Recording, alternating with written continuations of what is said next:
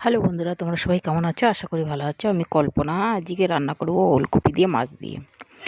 তা বাটা মাছ ছিল, বড় বাটা মাছটাকে আমি ভেজে তুলে নিয়েছি। বড় বলতে 300 গ্রাম ওজন ছিল। তা আগেই বাটা মাছটাকে ভেজে তুলে নিয়েছি। ওলকপি আর আলু ধুয়ে রেখে দিয়েছিলাম, ওই বাটিটাই রেখে দিয়েছিলাম যেটায় মাছ ছিল। মাছ মাখিয়ে মানে ভেজে তুলেছি, ওই বাটিটাই ভালো করে ধুয়ে 2-3 বার ধুয়ে ওই বাটিটাই তুলে রেখেছিলাম। আর 5টা কাঁচা লঙ্কা দিলাম। কাঁচা লঙ্কাগুলোই খুব ঝাল, ওতেই হয়ে যাবে।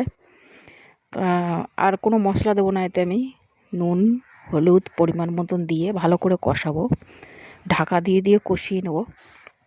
যখন দেখবো যে লাল লাল করে ভাজা হয়ে গেছে, ঢাকা দিয়ে একটু লো আঁচে কষিয়ে নেবো ভালো করে। কষানোতেই আলু অর্ধেকটা গলে যাবে। তরকারি যত কষাবে ততই তরকারির টেস্ট হবে, মশলা দাও চাই না দাও।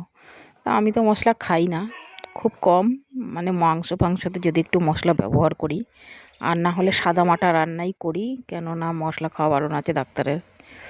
তা দেখো, আমি ভালো করে লাল লাল করে ভেজে নিলাম, মানে ঢাকা দিয়ে কষিয়েছি এটাকে। আমি দেখো পুরো আলুটা আমার একটু খুন্তিতে করে চেপে দেখলাম গলেই গেছে। আর একটু জল দেবো এবার।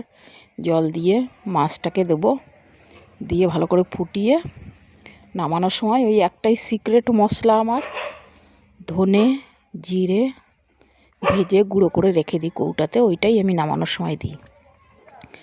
দিয়ে এটাকে পরিমাণ মতন জল দিয়ে এবার ফুটতে দেবো। এটাকে খানিকক্ষণ ঢাকা দিয়ে দেবো, যেটুকু আর একটু শক্ত আছে আলু আর ওলকপিটা সেটাও একটু সিদ্ধ হয়ে যাবে। ওর জন্যে মাছটাকেও ঢেলে দিলাম, যেহেতু আমার আলু আর ওলকপি অর্ধেকটা সিদ্ধ হয়েই এসছে। এবার একটু ফুটিয়ে ধনেপাতা দিয়ে নামিয়ে নিলে হয়ে যাবে। আর 2-1টা আলু চেপে খুন্তিতে করে গালিয়ে দেবো, ব্যাস ঝোলটা গাঢ় হয়ে যাবে। তা এই হচ্ছে আজকের রান্না, ওলকপি দিয়ে মাছ দিয়ে। সবই বললাম তোমাদের, পরিমাণ মতন যা যা দেওয়ার আমি দিয়েছি, নুন হলুদ সব ঠিক আছে। আর ধোয়াতে দেখাও যাচ্ছে না। দিয়ে ধনেপাতা আর মশলাটা আজকে লাস্ট শেষ ছিল, ওর জন্য কৌটা ধরেই ঢেলে দিলাম। কৌটোতে যেটুকু ছিল সেটুকু দিয়ে দিলাম। আজকে আবার বানাতে হবে আমাকে। ধনে জিরের মশলাটা ভেজে গুঁড়ো করে রেখে দিতে হবে। ধনে জিরে আর গোলমরিচ ভেজে গুঁড়ো করে রেখে দিই আমি, ওইটাই ব্যবহার করি। আর ওইটা দিলে তরকারিতে আর কিছু লাগে না।